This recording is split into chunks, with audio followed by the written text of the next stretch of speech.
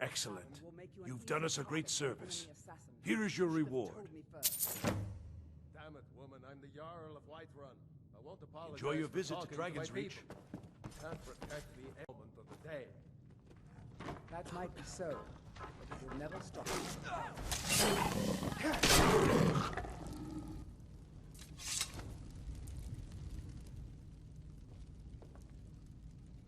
Want to have your clip featured in the Skyrim Clip of the Week? Simply record the clip on your Xbox and then send it to me via message. My gamertag is iRyeni, that's IRYENI, and then you can message it to me over Xbox and I'll be able to view it. I look forward to seeing the clips that you guys send me.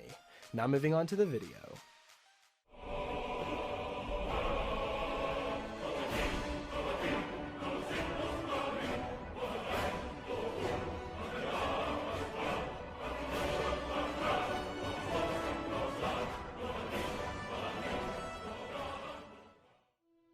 Hey, what's up guys, it's Ryan, and welcome back to another episode of Modded Monday. We're on week number 210 now, guys. I've picked out 5 new mods for you guys to check out, and perhaps add them to your load order if you find them interesting. But like always, before we jump into them, I want to remind you guys that I'm partnered with Gamersups, which in my opinion is the best energy drink on the market. So if you're looking for a better alternative to those gas station energy drinks that are really bad for you, try out Gamersups and use my link down below. You can also use the code RTD for a 10% discount on all your drinks, and I'd love to hear what you guys think about it if you end up trying it as well, so let me know in the comments down below. Now that all that's out of the way, we can jump into this week's mods, and starting us off we have a very simple mod called Better FPS. Now I've covered a lot of FPS mods in the past, and if you followed my load order videos, you'll know that I always top our load order off with the FPS Eternal mod, and basically what these FPS mods do is they remove small things like pebbles, rocks, underwater plants. They may remove the wind in some aspects, just to make it so you have better performance in your game, especially with large load orders on. I know if you have 150 mods running at once, your game can get very buggy, but to avoid those frame rate troubles, we download these FPS mods so that we can place them at the very bottom of the list and run a very smooth Skyrim game. Now, like all FPS mods, this can also cause graphical errors because the game is actually removing those pebbles and rocks from the game, so it's possible you'll stumble across an area that has those rocks removed and you may be able to see through the world. Although very rare, it's a graphical glitch that can happen to you, and I just wanted to warn you about it. But we do want to make sure that we have an FPS mod installed at all times, especially if you're running on an older Xbox. I'm currently running on an Xbox One X, so if you have that or any previous version, I would definitely recommend getting an FPS mod for your load order. And you also may be asking, why does it take up so much memory space? Because our old FPS Eternal mod that we had in our old load order had 72.18 kilobytes, whereas this one's up to 60 megabytes. Now the difference between FPS Eternal and Better FPS is the FPS Eternal mod just gets rid of the wind and the overall just effects of the game. It doesn't actually remove any of the physical meshes and objects, but the Better FPS mod goes in and actually does that, so there's not so much on your screen at once, but it also doesn't make it so simple so that you're walking around and you don't see rocks anywhere. It's a perfect balance between taking things out of the game and keeping things in so that you don't really notice that there's a change and you just have better FPS. So if you're having trouble keeping your Skyrim stable, I definitely recommend downloading the Better FPS mod because it helps out in so many ways and makes you enjoy Skyrim the way it was meant to be played again, and that's why it's featured here at our number 5 spot, so I'd recommend downloading it and giving the Better FPS mod a try for yourself.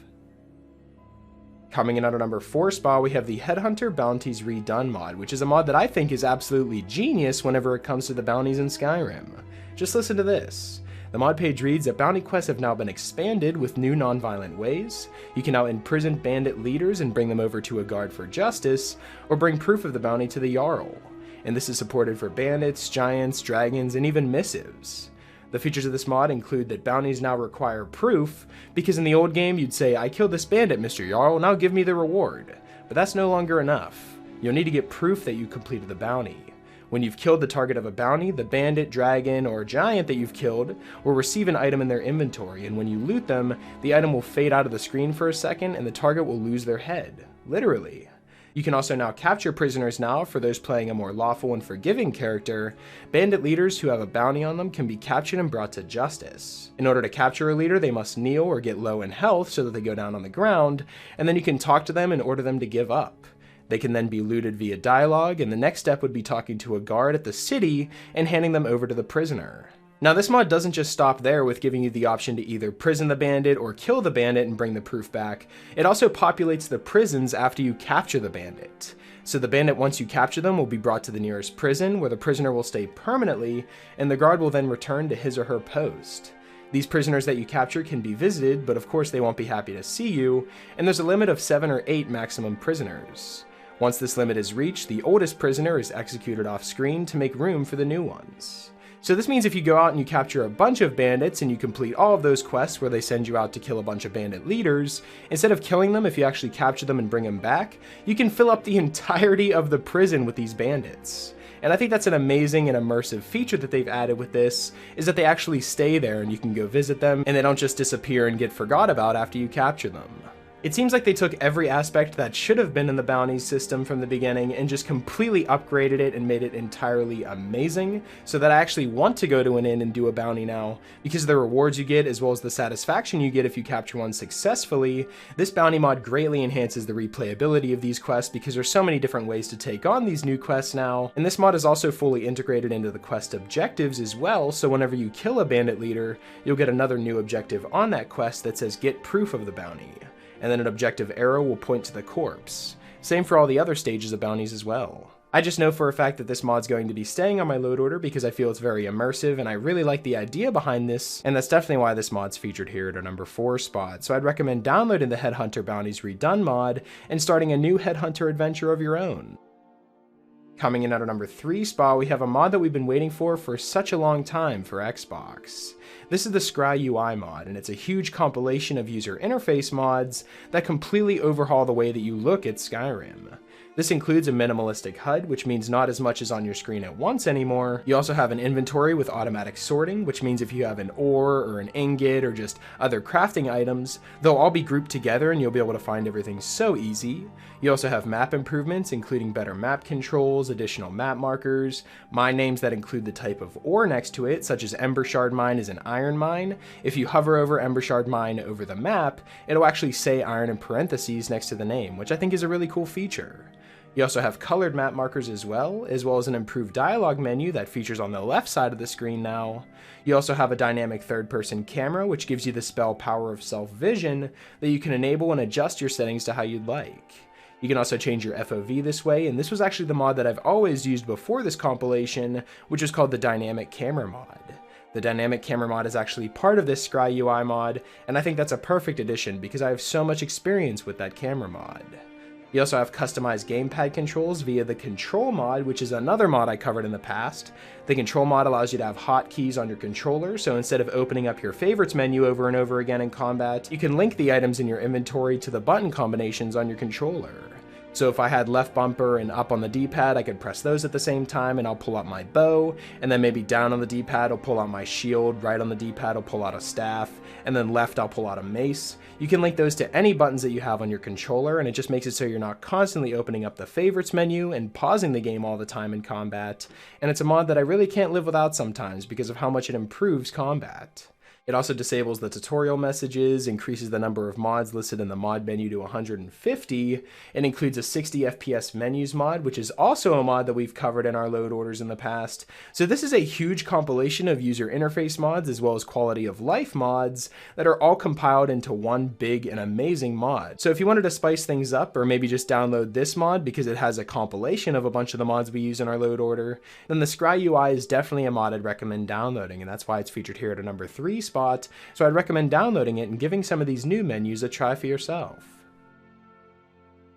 Coming in at our number 2 spot, we have the Animal Series All-in-One mod, which is another compilation mod of all of Skinwalker 21's Animal Series mods. And the creatures featured in this mod, we have the kiwi birds, sperm whales, blue whales, bison, hippos, cassowaries, giant anteaters, Goliath groupers, giant spider crabs, and otters, and you'll find these creatures throughout Skyrim and Solstheim.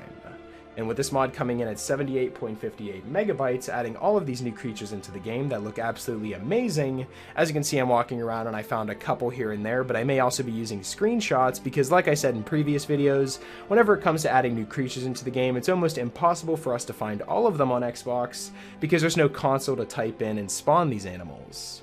I have to go out and actually look for them, and I spend hours doing so, but sometimes you just don't get lucky enough with the rare spawns. But just know in the past I've covered Skinwalker 21's Animal Series mods before, and this is just a big compilation of all the ones that I've already used, so I know it's going to work properly.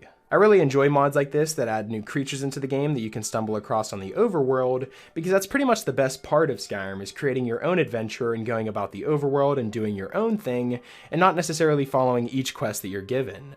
You kind of want to follow your own quest and have your own adventures, and while you're exploring throughout Skyrim, it's best to see new things every time you have a new playthrough. And with this Animal Series All-in-One mod, you'll be seeing so many new creatures and overall encounters, as well as stumble across animals fighting each other in the wild, which I think is a really cool aspect to this mod, and it's almost impossible to pass up because of its small size. Normally you see Animal Series mods, or just animal mods in general, come in at huge amounts of megabytes that are almost impossible to fit into any large load order, but this comes in at 78 megabytes, which is very doable considering the fact that this adds a lot of high quality textured animals into the game for you to find, and that's definitely why this mod's featured here at our number 2 spot, so I'd strongly recommend downloading it. Coming in at our number 1 spot, if you thought the Animal Series All-in-One mod was good, just wait until you see the Sivaas Raan Creatures and Wildlife Extended mod. This is a complete texture and mesh replacer for every animal and creature in the game, including insects and fish. This extended version also adds new animals and creatures into the world too, such as ice titans, giant scorpions, elemental giants, poison drakes, pigeons, more kiwi birds, serpents, wild horses, and otters, and it retextures, like I said, every single animal in the game, such as bears, werewolves, chickens, huskies, dogs, dragons, the Draugr, dwarven centurions, falmer, frostbite spiders, foxes, giants, goats, hagravens, cows, and you get the point. There's so many things that this thing retextures, and it's all of them in the game, so every single time you stumble across a new enemy, or maybe an enemy you've encountered in the past, such as a cave bear or mud crab, they'll have a new texture and look completely different. And I know what I said about the previous mod where I'm like, oh, this comes in at 78 megabytes, it's good to add to any load order, but then we move on to this one and it's 251 megabytes. Well, this retextures literally everything and makes every creature look so much different and better and remastered that it's almost impossible to pass up if you have the space. So if you have a large load order on and you have a bunch of graphic mods and other enhancements, but you may be missing the creature and wildlife enhancements and they just look like the vanilla creatures, maybe it's time to upgrade them with the Sivaas Raan Creatures and Wildlife Extended mod. As you can see with the screenshots I'm showing you, as well as the gameplay of me finding some of these creatures, these new textures look awesome, and I think this may have been one of the best weeks for creature overhaul mods, because not only are we getting new creature overhauls, we're getting mod packs that feature a bunch of creature overhauls in one, such as that Animal Series All-in-One and then this Creatures and Wildlife Extended mod. It's an all-in-one package that features so much content that you really can't pass up a mod like this. So that's definitely why this mod comes in at our number 1 spot. So if you have the space, I would strongly recommend downloading the Sivaas Raan Creatures and Wildlife Extended mod and seeing some of these new creatures for yourself.